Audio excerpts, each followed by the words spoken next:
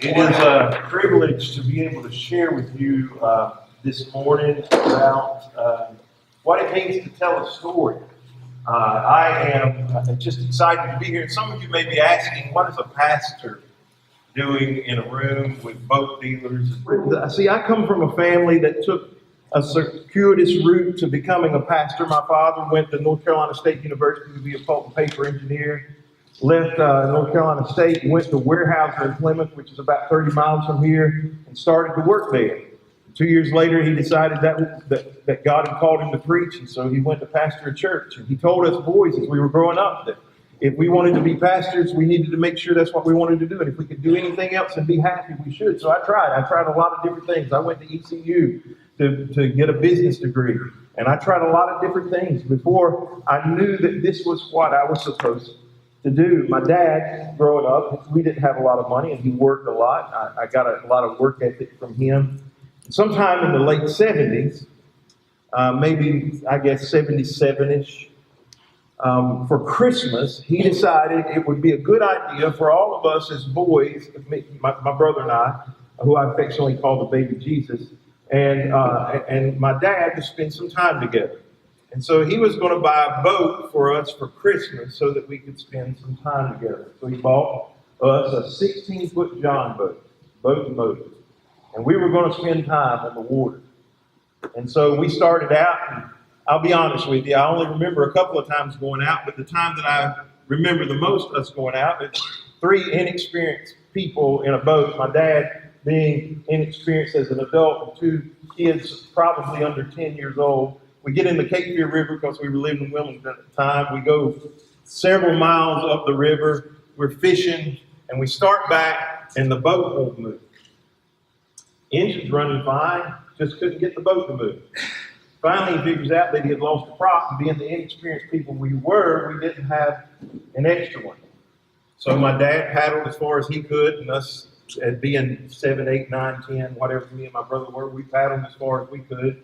Eventually, we all gave out and got tired and pulled over to the shore. We tied the boat up, hoping somebody would come by and pick us up.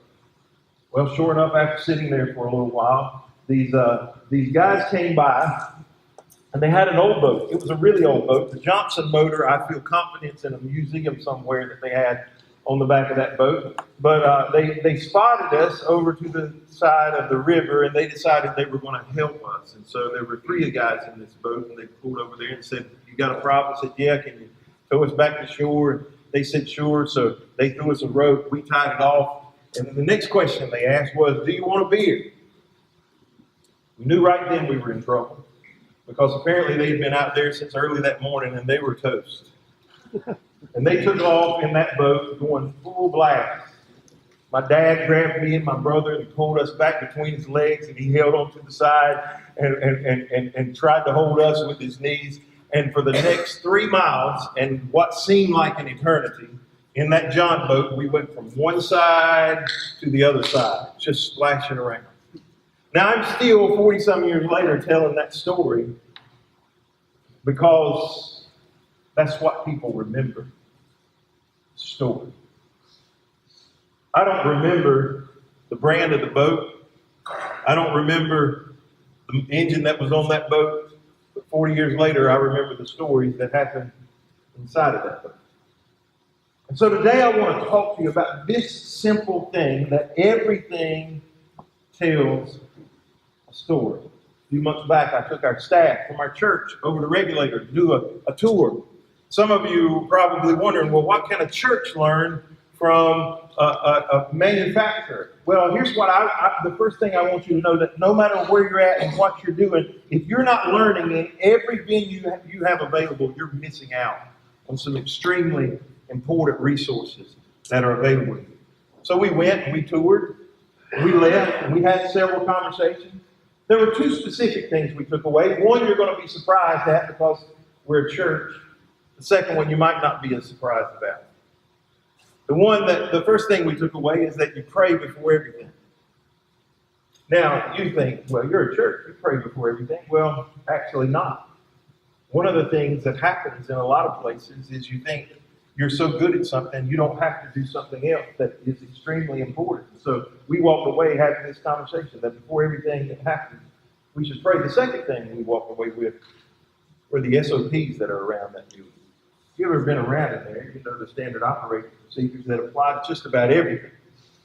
And what we realize is that sometimes we have things that come up in our church that we need to address, that if we could just create a standard operating procedure for it and make sure everybody had it, it might simplify things. Just like this past Sunday, we had baptisms. We have a standard operating procedure now for baptism. Who's going to fill the baptistry? Who's responsible for making sure that the people have been talked to? Who's responsible for making sure there's towels in place? Who's responsible for baptizing the people when they come on stage? All of those things. And I know you're sitting here thinking, well, that's kind of weird, but the truth is we all can learn something no matter where we're from. You see, we are all in the business of telling stories. Why is it that storytelling is so important? It is because our brain operates in stories. When you ask somebody to remember something, they might tell you, well, let me tell you a story about X. Our brain operates in stories. You see, one of the things that we know is that people are substantially more motivated by their organization's transcendent purpose or how it improves lives than they are by its transactional purpose, how it sells its goods and services. People are more motivated by why and what they do with what happens than they are this transactional process that happens. You see, transcendent purpose is effectively communicated through story. Regulator tells a story. We build the best center console sport fishing boats with people, processes, and resources that honor God. They have values, which I think sometime in the last couple of days you had to go over. Safety. If you don't believe they believe in safety, you just walk in the front door and try to go right without a pair of those sexy glasses that they pass out to everybody. Those glasses aren't meant for you to take selfies and do duck faces all day. Those glasses send one singular message, and that is, we believe in safety. It's telling a story, integrity, personal accountability, stewardship. All of these things tell a story. Everything we do tells a story. Everything we say tells a story, and stories are critical. Stories create trust. They allow us to trust other people and for people to trust us. You see, these boats tell a story. The owners of this company, the lives they live, the Maxwells, tell a story.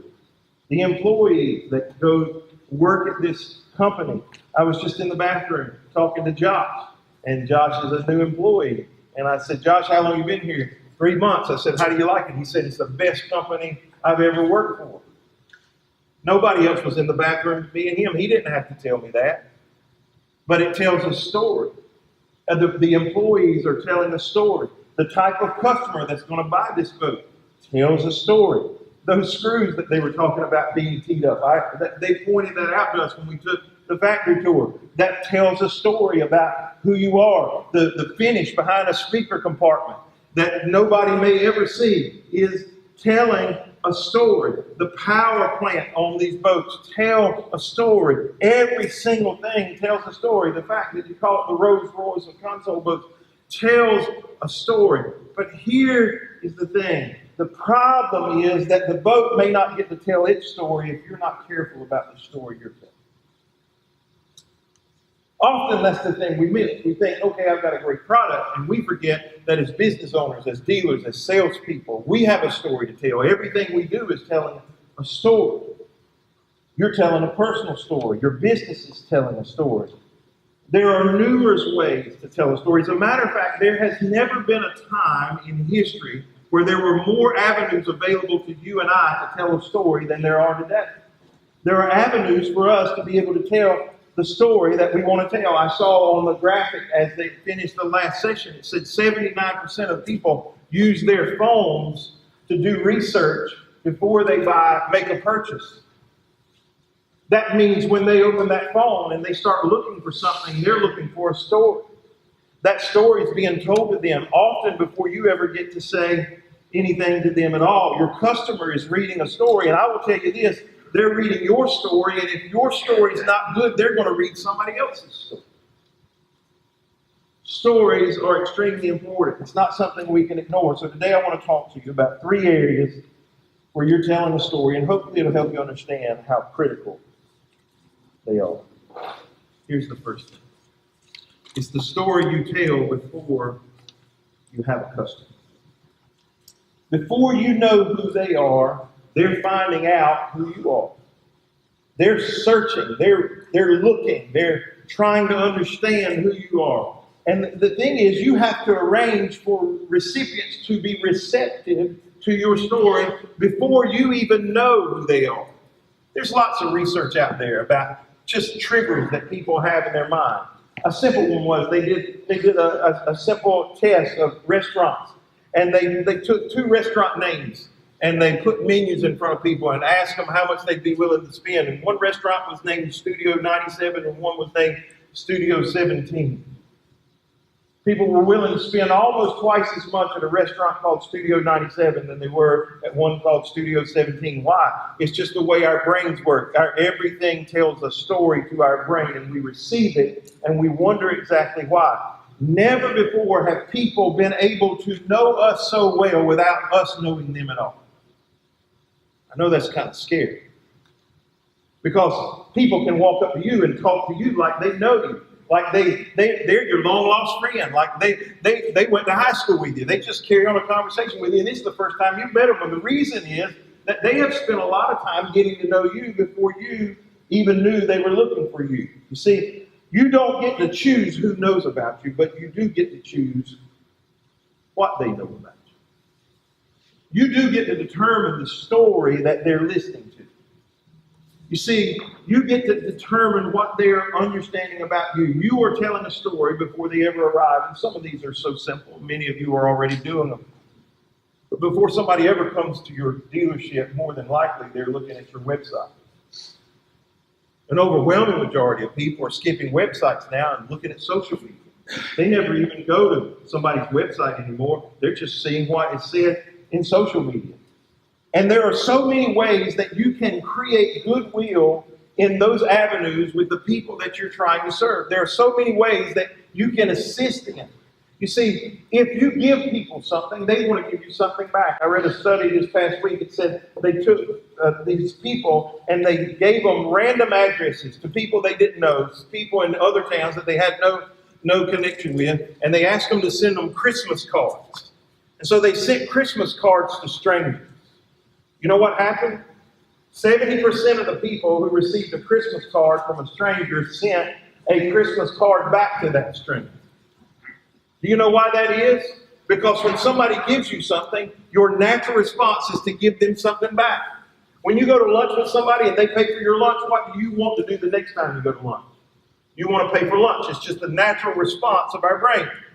It's the natural response of a human being. And one of the ways that we can help tell a story is making sure we're giving our customers information that they can use before we know that they're a part of it. There's lots of ways you can do this. You can write blogs and put it on your website, just simple information that would help them make a better choice or help them to maintain the boat that they already have. Whatever how that looks, you're like, well, I can't write. Well, you can go on Fiverr or Upwork and pay somebody $25 and they'll write one for you and probably be better than what you wrote. You're like, well, what do you write about? Well, how did you clean the boat? What are the top 10 accessories for a regulated boat? What are 10 places to go boating in your area? Where's the best place to fish?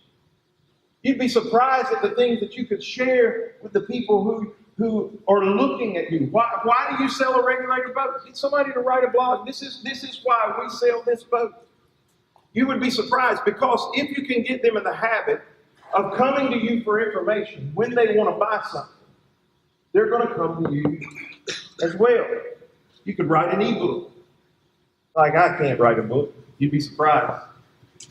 It doesn't have to be long. It could be 15 or 20 pages, and you give it to your customers. If they give you your email address on your website, you give them a free book. It could be as simple as, how do you do maintenance on the average boat? And then you get their email address, and suddenly you get to communicate with them. You see, you get them coming to you for information before they need you for what you eventually want them to do is buy a boat. You see, I would tell you that in our situation, this works for us. I think you would be surprised at the number of people who show up at the church I pastor because of social media or a website. I would tell you today it's more because of social media. I do a video personally, 3 days a week, Monday, Wednesday, Friday. They each have a different thing. First day is a practical day. I talk about something from Proverbs. On Wednesday, I do a follow-up from the sermon. Sunday, on Friday, I talk about family issues. I can't tell you the numbers of people when I go out in public, not just in this town, who say, hey, I watch your videos. I'm like, well, nice to meet you. They know me. They know when I've been sick. They know when I've been out of the country. They know when something's going on in my life because I've been sharing it in a video. I've been telling them a story for a long time. One of those videos on a Monday got shared about a year ago by a lady who does come to my church.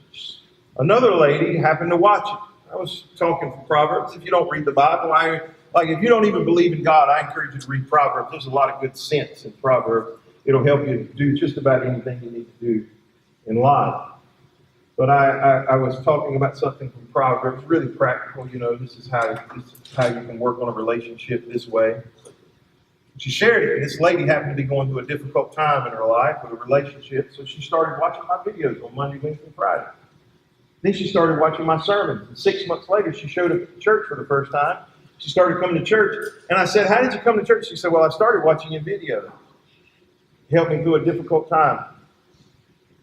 You could do videos about a myriad of different things.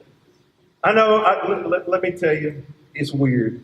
It's awkward to hold a camera in front of your face or somebody to walk around with you behind a camera. But can I tell you what they're doing with these cameras in this room today? They're telling a story. At some point, they're creating material to be able to tell a story to somebody else. And it allows you to tell the story you need to know.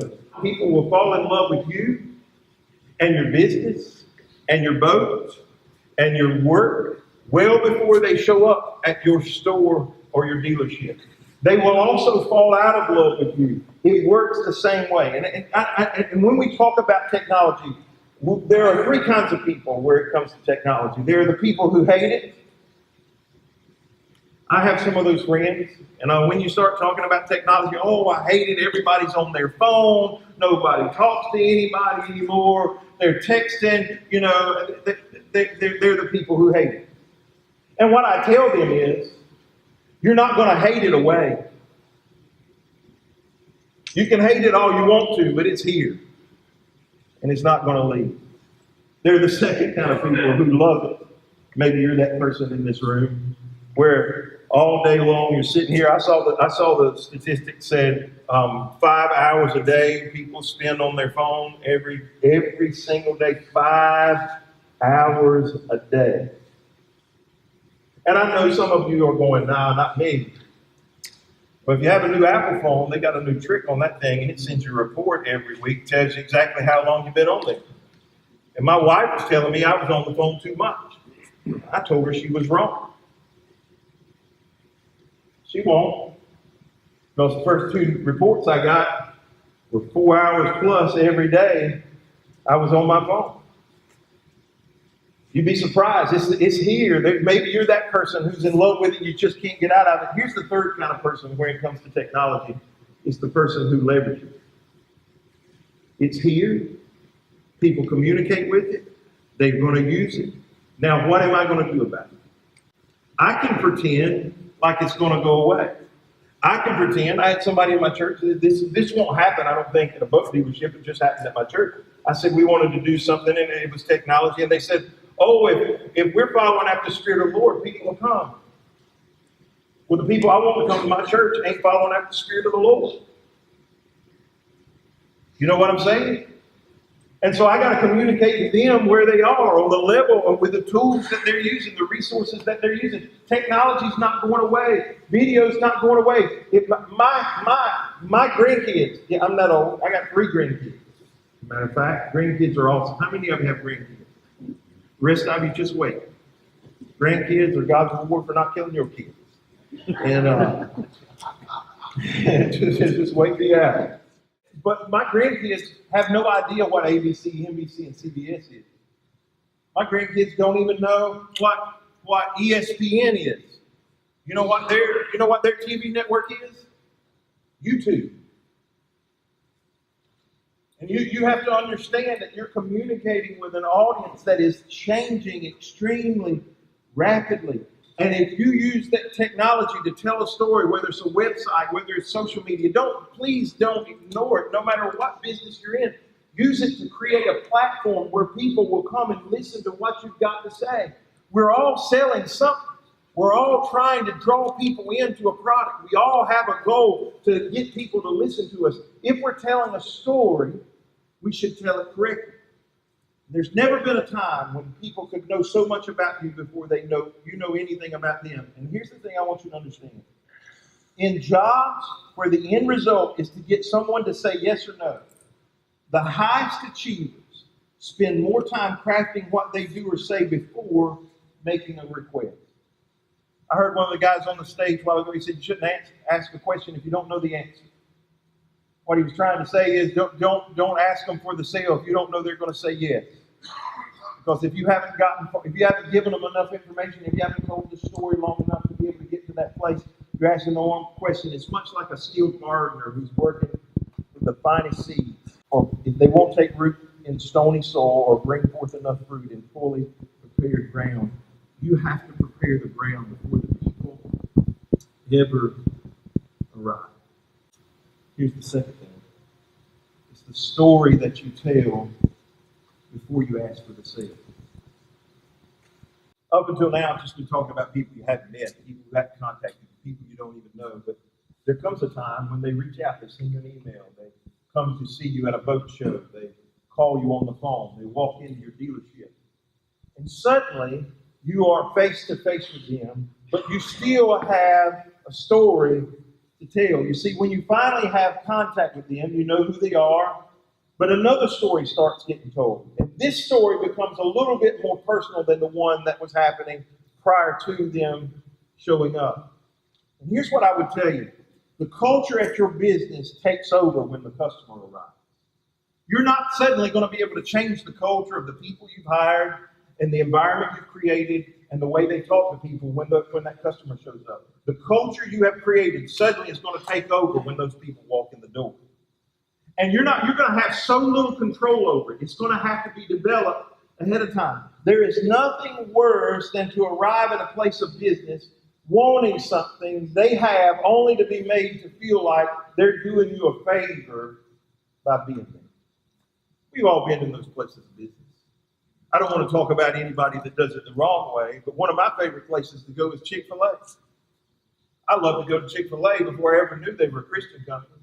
Why? Because they have this magic dust that when a 16-year-old walks in their door and comes to work for them, they sprinkle on them and they turn into this magically wonderful, polite, great human being who wants to serve you. It's an amazing thing that happens. If you go to Chick-fil-A, you can go to any other fast food chain and you're going to get that same age kid and they're not going to treat you the same way, talk to you the same way, smile at you the same way. You walk to Chick-fil-A, all of a sudden you got a 16-year-old saying, "It's my pleasure."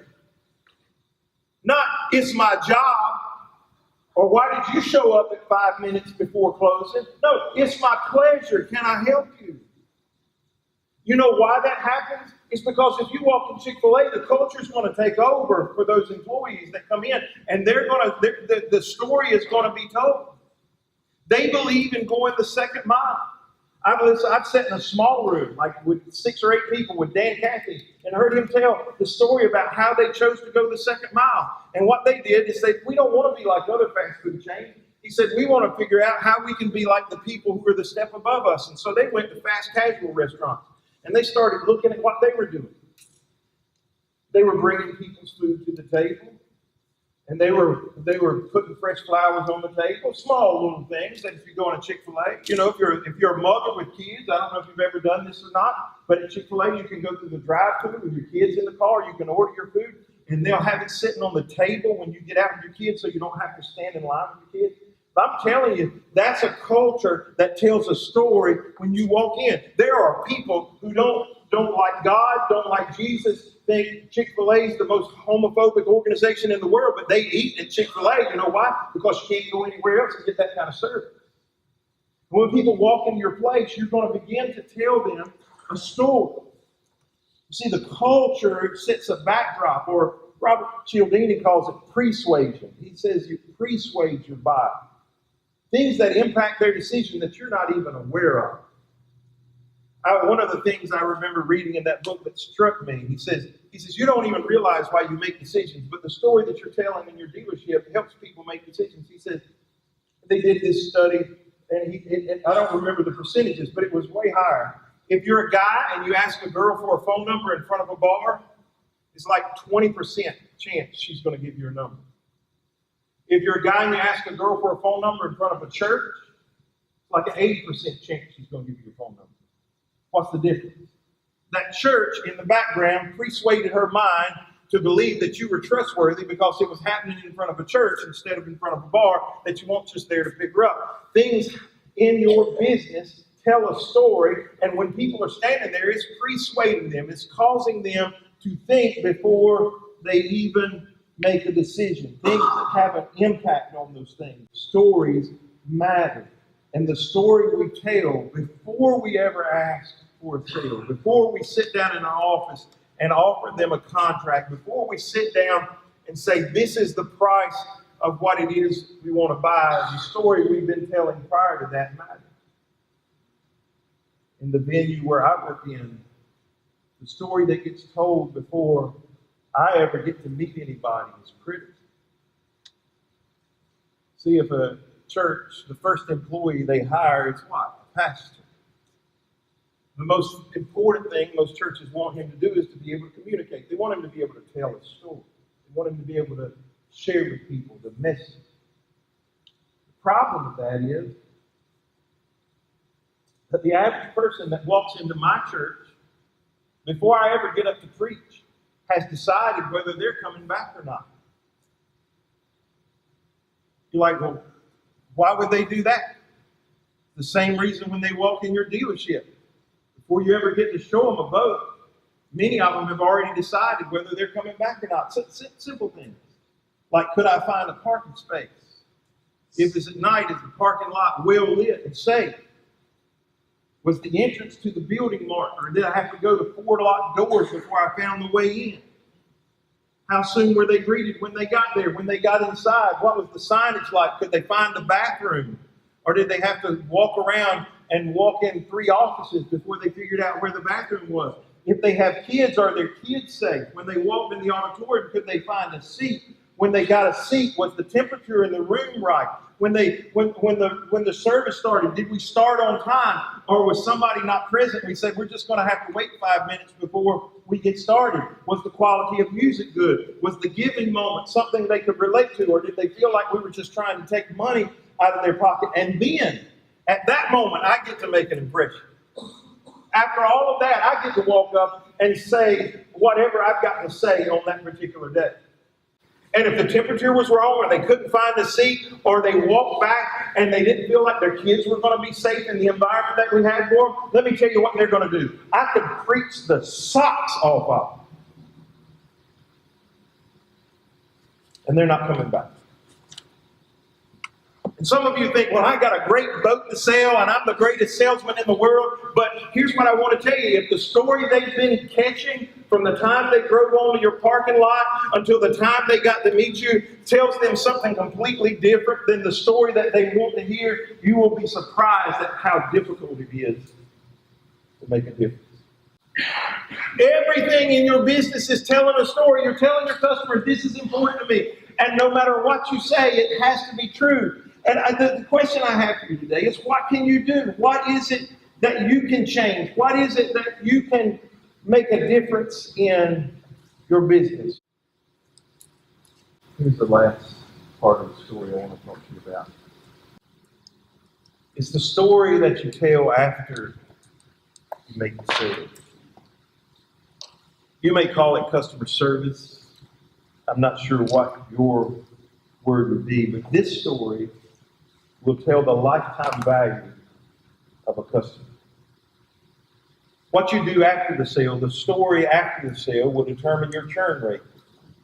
I don't know what the churn rate looks like in the boat business. I know what it looks like in the church business. But every business has a churn rate. The people who come in, they stay for a while and they leave. How many people are coming in and how many people are leaving? How many new customers do you have to get? How many repeat customers do you have? It's a churn rate. We all have those. All of the elements that we talked about before are still in play, but these things, I would tell you, are probably just as important as anything you will do. Follow through and follow up cannot be overstated. As a matter of fact, the story you tell after the sale will affect your integrity more than anything else that you do. Some of the ways that you can stay in contact with people or to stay in touch with people is through email. I would tell you, from a customer standpoint, I maybe use some CRM in your business. I'm not exactly sure how you do it. But the contacts that you have, the email list that you have, may be the most important thing that you own. Here's why. Facebook could shut down tomorrow. Social media could shut your account down and block you. But if you have those personal contacts, if you can reach out to them, if you can make that touch through an email list, then I would encourage you on a regular basis, maybe on a weekly basis, no less than a monthly basis, be in contact with every single customer you have by sending them an article that's useful to them. Send some information that's useful to them. Don't just always be sending them a flyer that says, hey, we've got these accessories on sale, or they're running a special on this particular model right now. It shouldn't always be about sales. You should be trying to build a relationship even after they have made a purchase. See, if you do not finish your story well, everything you have told up until that point turns into fiction. You can build a good relationship. You can have a good sale. You can have a good website. You can do social media exactly the way that it needs to be done. And then you don't follow through after it's over with. And you're going to find out that you're going to lose a customer because you're going to lose credibility. The lifetime value of a satisfied customer is the difference between black ink and red. It's not just about new sales. It's not just about the new person walking in the door. It's the lifetime value of the customer that you get, you acquire, and you're able to keep. Those things are only done when we do the things that we need to do. We have credibility. We show what we need to show. You see, the people that are buying the boat from you, they have a story that they're telling. They have a story you want to be a part of. And there are so many ways you can serve your customers. So I'm not in the boat business, but I did try to do some reading. I read about a company, a boat dealer, that was awarded a customer service award. I believe they were in Maine this past year. And one of the things that they had implemented was all of their service techs got a company-issued cell phone. And whenever that customer had a boat that was being serviced, they got that tech's cell phone number. They didn't have to call and wait through a switchboard. They didn't have to call and say, and wait on somebody to connect them or not be able. They could text them and say, "Where are we at with my boat? What's happening? What do I need to do?" I know that's a simple thing, but there are so many ways that after the sale that we can make a difference. But you know just as good as I do, the most painful times are when somebody puts their trust in you and they buy a $500,000 boat or $1 million boat, and then they walk away and you don't do what you said, and it breaks that relationship. That person walks out with an experience, and guess what they have? They have a story to tell. And I promise you probably already know this, they're going to tell that story. If you don't tell the story after the sale right, if you don't treat that customer right, when they walk out, they're going to tell a story, and they're going to have facts, and they're going to have places, and they're going to have times, and you can say, oh, they got the story wrong if you want to, But they're going to tell that story over and over and over again. The story that we tell after somebody puts their trust in us may be the most important one of all. Because that's when our character shines through. That's when our values shine through. That's when we said we were going to do what we said we were going to do, then it has to be that way. You can show them all the glitz and all the glamour you want to, but then you have to do what you say. You're telling stories. Those families that are buying those boats are making memories. They have stories. The business you operate tells a story. The life you live tells a story. The question is the story you're telling one somebody wants to read? You're not happy about the story you're telling. Then would be a good day to change. Thank you.